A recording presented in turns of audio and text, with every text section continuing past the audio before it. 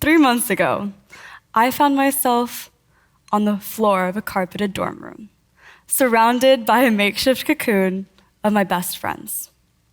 As they enveloped me with love and support, I sobbed, speaking about every single insecurity about my intelligence, appearance, and personality, convinced that I was destined to be alone and miserable forever. In retrospect, my actions may have been slightly dramatic, and my words slightly hyperbolic, but this process was necessary. The floor quite literally grounded me, and my theatrical expression of grief brought me immense relief. There is such power and healing in crying, especially in a dramatic fashion. We should all cry more, but many of us don't. My name is Anisa Nanavati, and today I want to explore why many of us don't cry, and hopefully convince you that crying helps us find our path to happiness. Real men don't cry. Don't cry over spilled milk. Stop your crocodile tears. We've heard it all. These sayings reflect the largely negative perception that our society has around crying. According to a study conducted in the Netherlands, they found that the way that our society views crying shapes our own perception of it. For example, in my South Asian community, mental health is a bit of a taboo topic, and such a visible expression of grief is largely criticized. We are a collectivist culture, meaning that we prioritize the group over the individual. Through this view, crying is seen as selfish, which induces negative feelings about crying. For cultures that speak to the positive values of tears, respondents reported feeling more happy and positive about crying. Gender is also another factor that shapes how we view crying. A study conducted in 37 countries with over 7,000 respondents found that on average, women cry 34 to 60 times a year. In comparison, men only cry 5 to 17 times a year. Men are often ostracized for expressing their emotions, which leads to some truly concerning statistics. On average, men die by suicide 3.5 times more than women, and 70% of all suicides are by men. These findings demonstrate the truly harmful effects that gender roles and stereotypes have on us. Our memories and our experiences also define how we view crying. In many of our childhoods, we can remember being reprimanded for our tears, establishing a sense that it is an action reserved solely for juveniles. Even though 70% of people believe that crying is in fact a good thing, only 50% of people report feeling positive after crying. The general social rejection and cultural consensus around crying have caused many of us to internalize negative stigmas, and we feel that we must police our every emotion. We are told that we must take actionable steps to resolve our grief instead of swimming in it. I remember in the 4th grade when I ran for president of my school's student council, the Giraffe Club. I spent hours covering posters in glitter, creating campaign slogans and jingles, and rehearsing my speech in the mirror over and over and over. Though I had some pretty concrete policy ideas for a 10-year-old. Unfortunately, I did not win the election. I was inconsolable. I had put all of that time, energy, and effort only to lose to a candidate whose speech was a parody of the Pokemon theme song. My parents tried to comfort me, but ultimately could not understand why I was so upset over something infinitely small in the grand scheme of life. They told me, Anisa, instead of crying, you should think about how to improve for next time.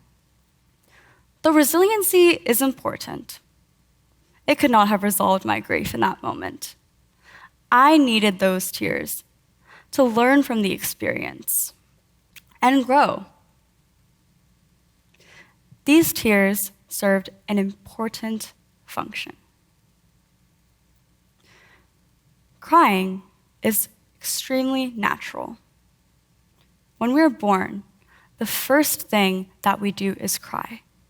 It signifies that we are alive, that we are breathing, that we are human. When we experience pain, tears roll down our cheeks without a second thought. From our birth, crying is established as a natural process that helps us mitigate the everyday stress and pain that we encounter. Researchers from Harvard have even found that crying contains a wealth of health benefits. Crying releases oxytocin and endogenous opioids, which are types of endorphins. These chemicals ease both mental and physical pain. Tears also contain stress hormones that are flushed out of our bodies when we cry. Crying also serves an important social function. Just as animals call out when they are separated from a pack or wounded, humans cry to call attention to the many problems that they face. When we cry and witness others cry, the brain areas that are associated with our own crying are activated, meaning that empathy is literally hardwired in our brains. There is even evidence to suggest that emotional tears are chemically different than those that are triggered by pain. Emotional tears contain more protein, which allows them to stick to our faces and fall more slowly than those triggered by pain. The after effects of crying, such as redness and swelling, also remain for long periods of time, indicating that we need help long after our tears have stopped flowing. Our tears act as social glue and allow us to receive the help that we need when we need it most. Though crying serves this important social function, it can be incredibly embarrassing, especially in public. Just like many of you, whenever my nose starts to run and the tears start to fall, I run to the nearest public restroom, splashing my face with water, hoping that nobody sees me. Even with my closest friends, vulnerability is terrifying. Sometimes the people that we trust betray us and divulge our deepest, darkest secrets to the world. Sometimes people struggle to react appropriately to our openness. Sometimes people may judge us for our experiences. Though vulnerability removes all the safeguards that we all carefully construct around our hearts, it is incredibly rewarding, especially when we find the people who will support us and love us through anything. In order to change my view on the embarrassment of crying, I think about it from an external perspective. Whenever I witness a friend cry, I see someone that is strong enough to be vulnerable. I offer them comfort and support. Whenever I see a stranger cry, I see someone that is resilient to keep going despite their struggles. I offer them kind eyes, a smile, and words of encouragement. If we are willing to offer this kindness to others, we should also extend it to ourselves. We should all allow ourselves to be upset, crying on the floor, singing along to a carefully curated playlist filled with the most corny songs about sadness and heartbreak to exist, and verbalizing every thought, no matter how melodramatic it is, can be extremely healing.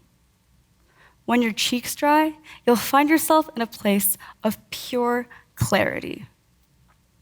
You'll be able to address your sadness from an objective perspective. Every tear and thought has helped you understand why you are upset. For me, this clarity has always been an effective way to address my sadness. Back to the cocoon. When I eventually got up from the cocoon, I started to reflect. I asked myself, how could I be stupid when I spent every single day at this school, in class, learning new things and trying my best? How could I be alone when I was physically surrounded by some of the best friends I've ever made? How could I be destined to be miserable forever when I found myself smiling minutes after my breakdown? I like to think that I'm a very happy person. You'll often find me with a big smile plastered across my face, hear my cackle from across campus, and see me crumple to the floor with laughter. I often say the reason for this happiness is because I'm honest and vulnerable with those I love and myself.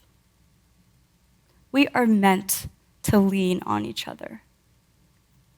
True progression past the difficulties that we faced is only possible if we allow ourselves to feel the full depth of our emotions.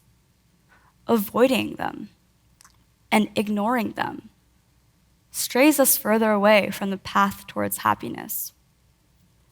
No matter how much we try to repress our emotions and lock them away, they always resurface and drag us right back to where we started. Sadness is just like leaves and seasons. Green leaves cannot grow in the spring if trees are holding on to the dead leaves of the winter. Let your dead leaves and tears fall. Once they do, you'll find yourself in a place free of sadness, clarity, and finally able to embark on your journey along your path of happiness. Thank you.